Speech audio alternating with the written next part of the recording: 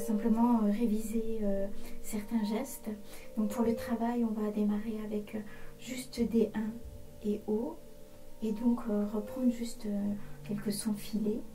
Donc la position, c'est la position donc, du creux, et en fait quand on renverse la main, donc on a une main détendue avec simplement ce moulage dont on parle, et je vous en parle beaucoup peut-être constamment, et donc la possibilité de éventuellement pour l'équilibre céder du majeur ou non. Voilà, donc on va faire quelques sons filés pour retrouver un peu le contact avec l'instrument. Donc l'index reste moulé. Donc on part de rien, on va faire certains sons filés naturels.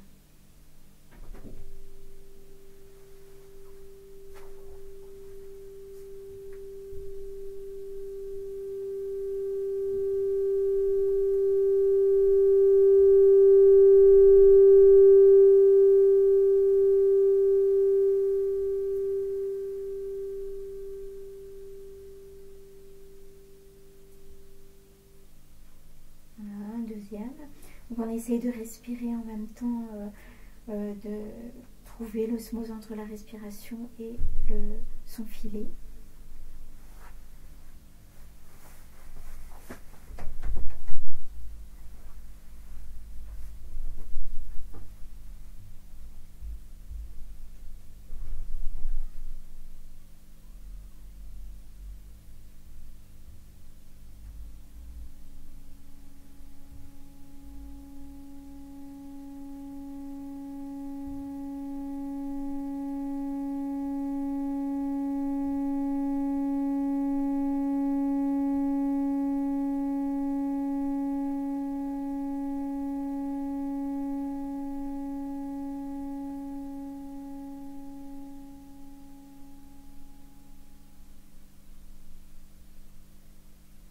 On peut en faire des plus courts. Donc on essaie vraiment de garder quelque chose ça demande beaucoup de concentration au final, de le faire vraiment lentement.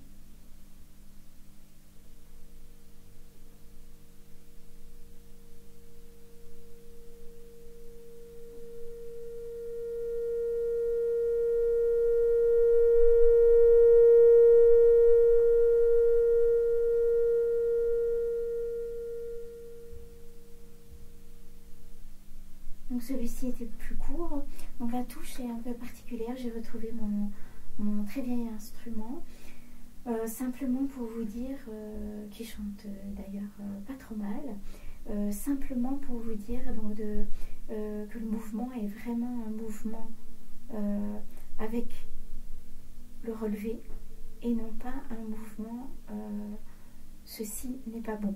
En fait le mouvement est vraiment, voilà, son filet et le relevé.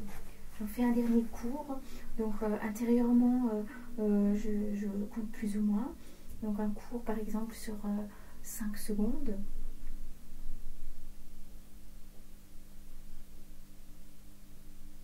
Un, 2, 3, 4, 5, 4, 3.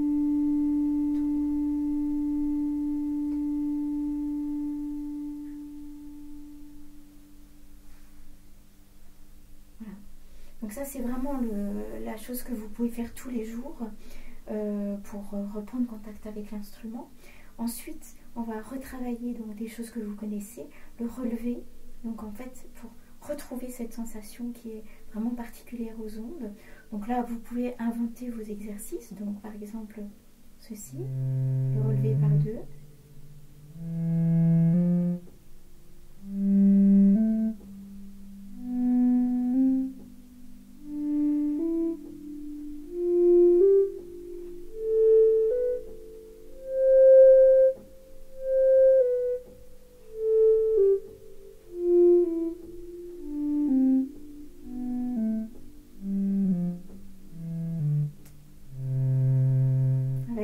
Vous pouvez finir par un vibrato. Quand vous êtes plus à l'aise, vous pouvez accélérer, bien sûr.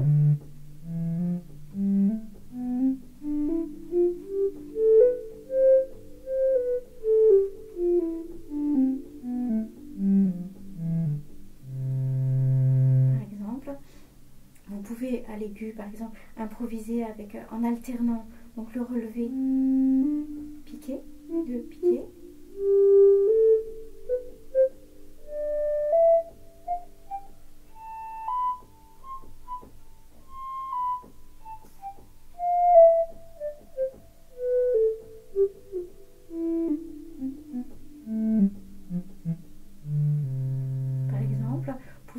Donc inventer, je compte sur votre imagination jusqu'à aller, enfin, avec plein de choses différentes. Donc on peut commencer par 3 piqués et ensuite 3 liés. 2 liés, pardon.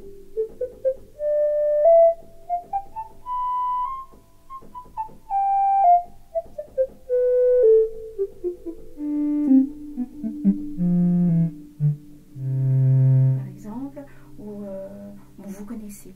Ensuite, pour le travail de base, je vais joindre les partitions. Finalement, vous me connaissez, je fais assez peu de transcription, mais par contre, là j'ai pris des basses continues. C'est hyper intéressant de travailler en musique baroque pour tout ce qui est relié aux gestes de base pour nous. Donc en fait, je vais juste prendre pour travailler à la fois donc le toucher et le vibrato, en fait une pièce d'un continuo et que je vous enverrai bien sûr.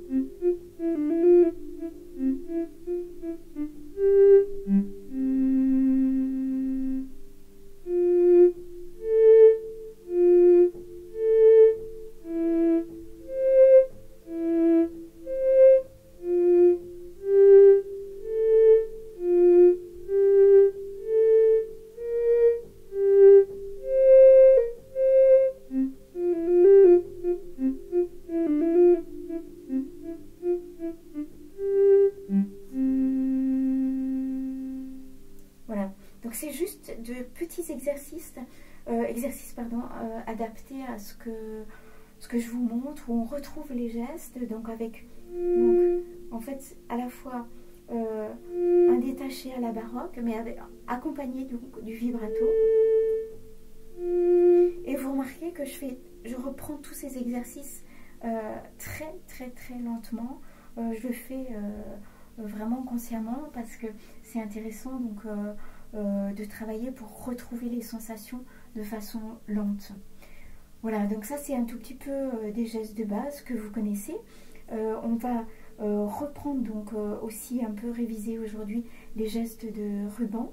Donc pour les gestes de ruban, il faut donc cette maîtrise de relevé, puisque finalement le geste de ruban va allier donc ce geste de relevé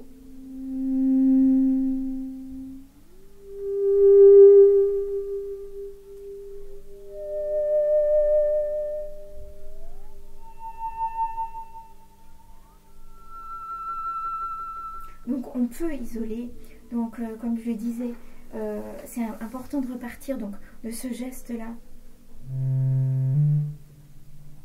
que vous connaissez maintenant, puisque au ruban on va retrouver ce geste là. Alors on peut, donc d'abord je vais simplement pour l'instant ne pas du tout m'intéresser à la main gauche, mais vous remontrez les gestes à la main droite. Donc on va partir du geste lent par exemple sur des quintes et je vais rester enfoncé à la main gauche.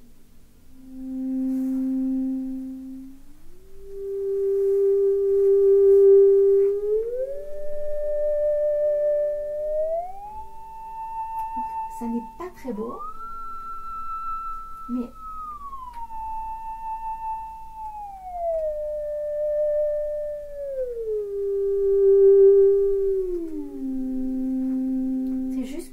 retrouvez donc ce geste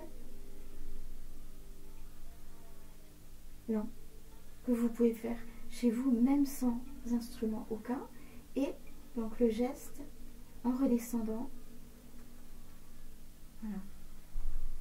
Donc même sans clavier, il est possible de travailler. Et donc j'ai cette image, donc comme s'il y avait, en fait, si vous étiez marionnettiste et qu'il y avait vraiment un fil imaginaire qui vous tirait et revenait donc à la normale. Voilà.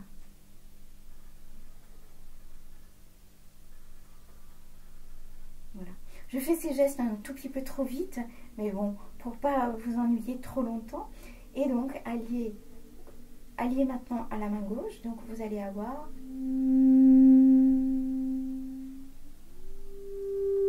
Je rajoute un petit vibrato. On peut le faire, bien sûr, sans vibrato.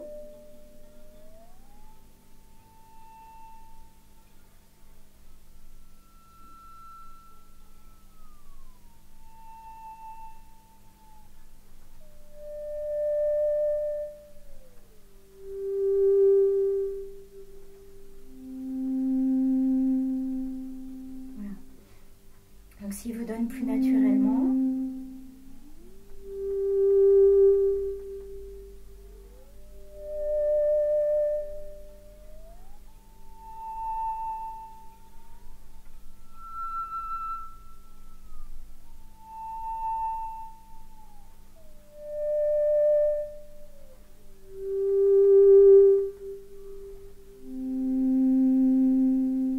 donc l'important donc c'est de retrouver ce geste et bien sûr, ça vous le savez, de toujours rester en contact avec la réglette.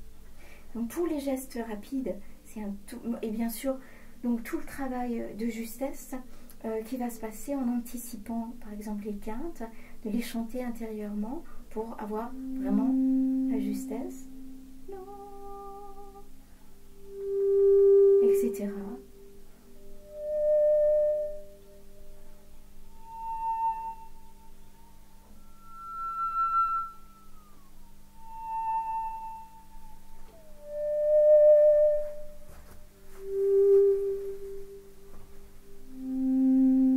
Possible sur tous les intervalles, donc les octaves bien sûr.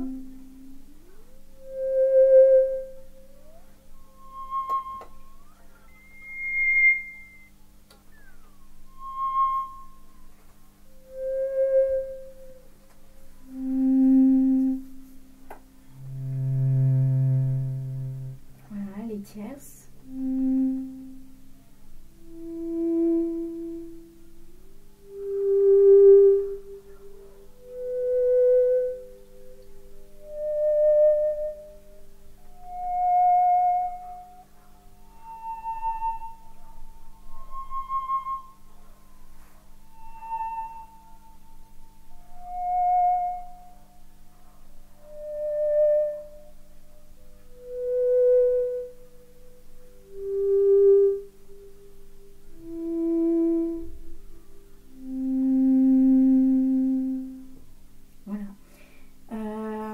Ça résonne un peu, j'ai dans la pièce une très vieille reverb qui ne marche plus très bien, mais elle résonne énormément. Donc en fait, voilà, normalement c'est sans résonance, D1 et O. Et ensuite, donc la même chose pour les gestes rapides. Donc en fait, le geste rapide va, voilà, être beaucoup plus simple. Bien sûr, et pour revenir aux intervalles, j'ai fait des gestes de tierces. On peut bien sûr être plus précis, faire un travail sur les tierces majeures, sur les tierces mineures, etc. Là, je les ai enchaînés.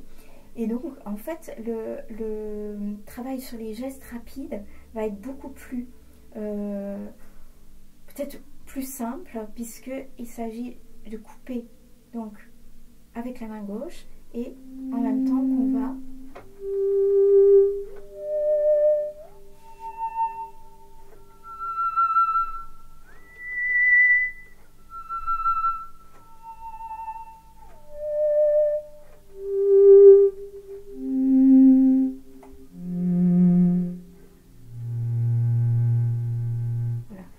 Et bien sûr, après, comme vous le connaissez, on va passer à l'alternance.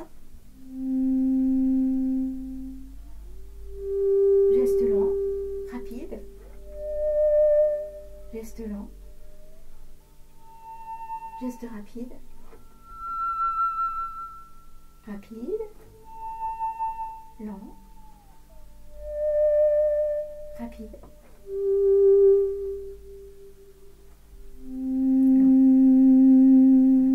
On peut inverser. Je l'ai fait aujourd'hui, je suis restée en dos. On peut bien sûr changer. On peut même travailler sur des quarts, par exemple,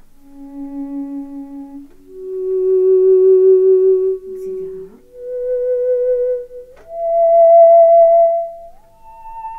Là, j'ai fait par exemple que des rapides, que des gestes rapides. On peut, voilà, tout est possible dans toutes les tonalités du monde. Et bien sûr, j'ai fait l'alternance. Donc, on a déjà vu l'alternance. Simplement, je peux illustrer par peut-être aussi quelques pièces. Donc, alors, j'aimerais simplement aussi revenir sur quelques tout petits exercices. Donc, celui-ci qui sera un petit exercice pour simplement travailler le legato en fait et le vibrato.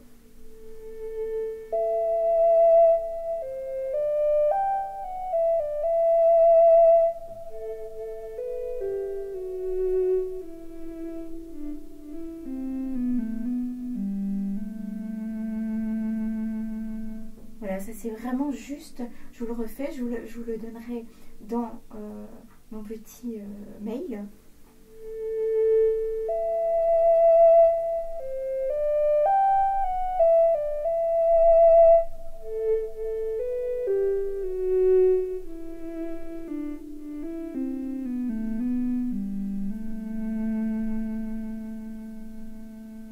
Donc ce sont à la fois des révisions un tout petit peu pour avoir vraiment des sons très liés. Sur aussi le vibrato, souvent. Donc je travaille vraiment, je fais exprès de travailler très très lentement pour vous remontrer les gestes et les sensations. Là je coupe. Vous pouvez travailler très bien le vibrato de cette façon.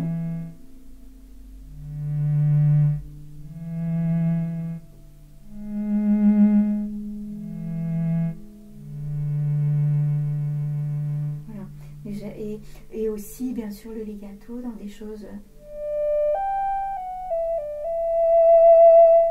Voilà.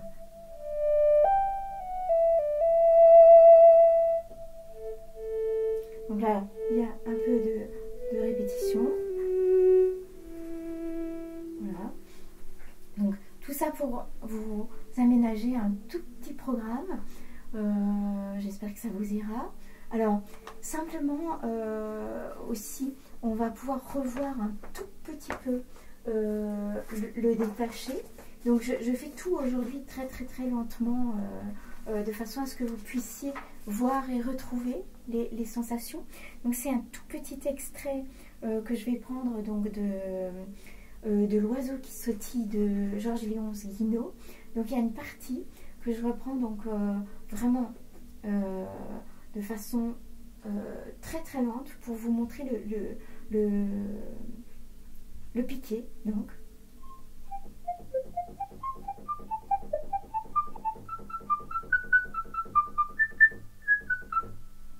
si je redémarre, donc en fait pour vous montrer vraiment le piqué, j'enchaîne plusieurs fois le même motif. Je vais enchaîner donc la première ligne.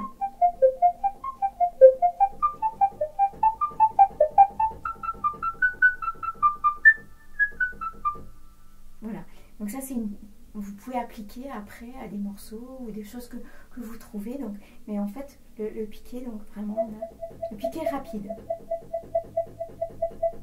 Voilà. Ou en fait on a simplement donc la main qui n'est jamais crispée, donc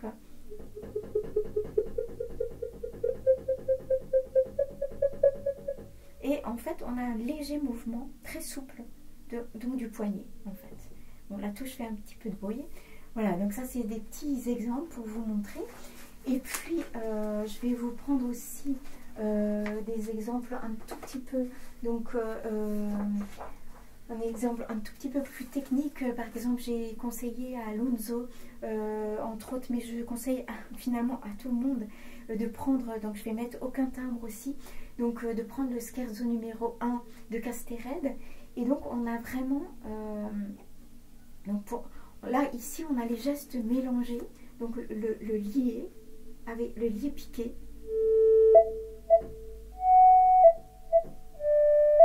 Avec ici, on retrouve le relevé. Ici.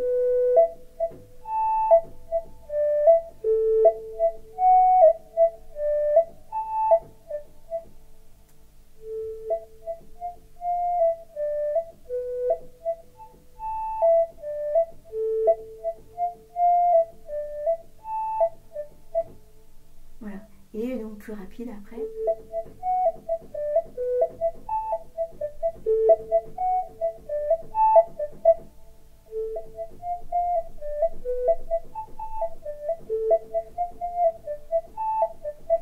Par exemple.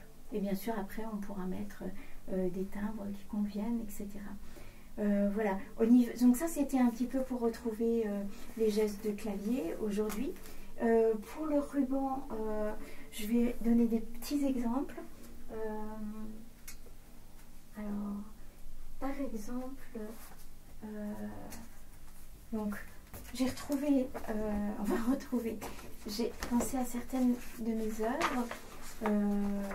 Donc, Stettin, par exemple, on se retrouve avec un ruban assez grave, un petit peu dans le style d'un violoncelle.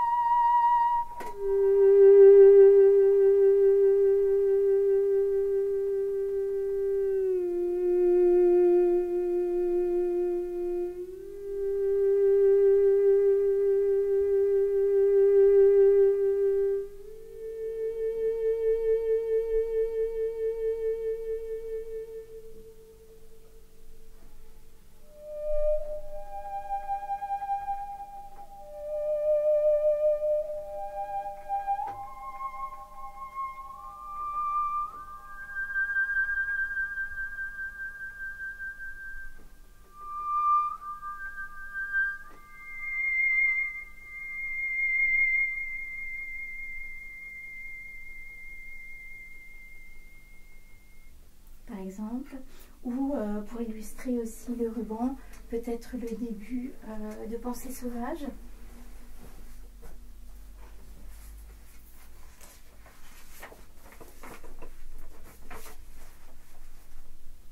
Donc on travaille donc dans les grands intervalles plutôt.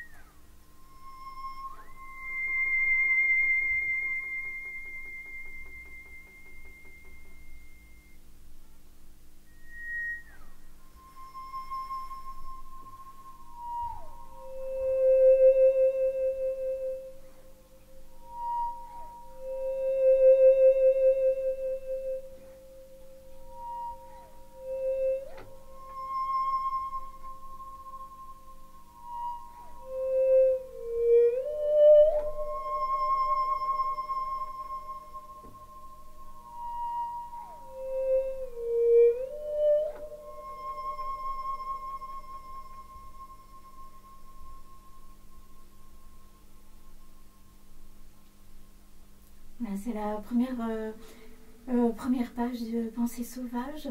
Donc, je pense que c'est intéressant de travailler. Il y avait quelques semi-gestes, entre gestes donc semi-lents, qui étaient un tout petit peu ce que j'appelle le lent serait vraiment... En fait, je laisse semi-lent, je laisse un tout petit peu le son pour ne pas couper totalement, en fait. Et entre le dodo, souvent, ce sont des rapides et étrangement, c'est un grand intervalle, mais je garde un tout petit peu le son. Voilà. Donc il y a cette alternance de son rapide et lent. Voilà. Ce sera la première leçon.